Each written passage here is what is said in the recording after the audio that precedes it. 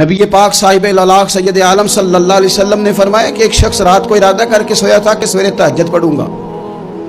ایک تو وہ ہے جس کا ارادہ کوئی نہیں، فجر پڑھنے کا بھی ارادہ ہی نہیں، سرے سے پروگرام ہی نہیں۔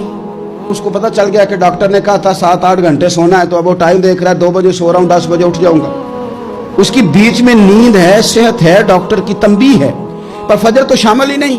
حالانکہ اس بات کو اچھی طرح سمجھ لیں، اگر آپ کا فجر پڑھنے کا ارادہ ہے اور 4 بجے کا 3:45 بجے کا آپ نے الارم لگا لیا ہے، تو 2 دن آپ کو الارم جگائے گا، تیسرے دن آنکھ خود بخود کھل جائے گی۔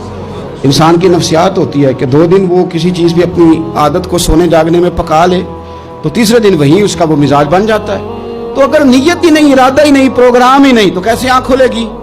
بلکہ پھر تو یہ ہوتا ہے کہ کئی دفعہ آنکھ کھل بھی جاتی ہے، بندے اٹھ بھی جاتے ہیں پر اٹھتے ہی نہیں، نماز کا وضو ہی نہیں کرتے، آگے بڑھتے ہی نہیں، ہمت ہی نہیں کرتے۔ لیکن حضور کیا فرما رہے ہیں؟ کریم محبوب علیہ السلام فرمانے لگے جس کا تہجد پڑھنے کا ارادہ تھا لیکن نیند غالب آ گئی، اٹھ نہیں سکا۔ حضور فرماتے ہیں نیند تو اب اس نے پوری کر ہی لی ہے نا، پر ارادہ تھا تہجد پڑھنے کا۔ تو محبوب فرماتے ہیں نیند رب کی طرف سے صدقہ ہو گئی اور تہجد کا بھی اللہ نے ثواب عطا فرما دیا۔ ارادے صاف کرے، پکے کرے، نیتیں کھری رکھے، نیت صاف رکھے، اخلاص پیدا کرے، تو پھر تو گھر میں بیٹھے بیٹھے بڑی نیکیوں کا ثواب ملتا ہے۔ پھر تو اپنے گھر کے اندر موجود رہنے پر بھی اسے بڑے بڑے لمبے سفروں کا ثواب ملتا ہے۔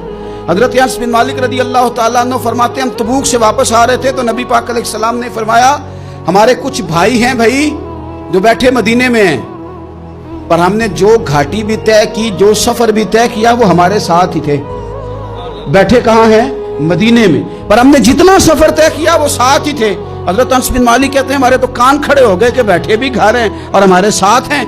حضور سید عالم علیہ السلام نے پھر بات کو کھولا اور فرمایا وہ جان بوجھ کے نہیں بیٹھے رہے، ارادہ ان کا پکا تھا ہمارے ساتھ آنے کا، لیکن کسی مجبوری کی وجہ سے نہیں آ سکے۔ کوئی بیماری نے آ لیا تو نہیں آ سکے، چونکہ وہ مجبوری کی وجہ سے نہیں آ سکے، آ نہیں سکے، لیکن رب کریم نے ہم جس سفر سے گزرے ہیں اس کا اجر انہیں عطا فرمایا ہے۔ ثواب میں، اجر میں وہ برابر کے شریک ہیں، چونکہ ان کا ارادہ پورا تھا، پروگرام پکا تھا، وہ آنا چاہ رہے تھے۔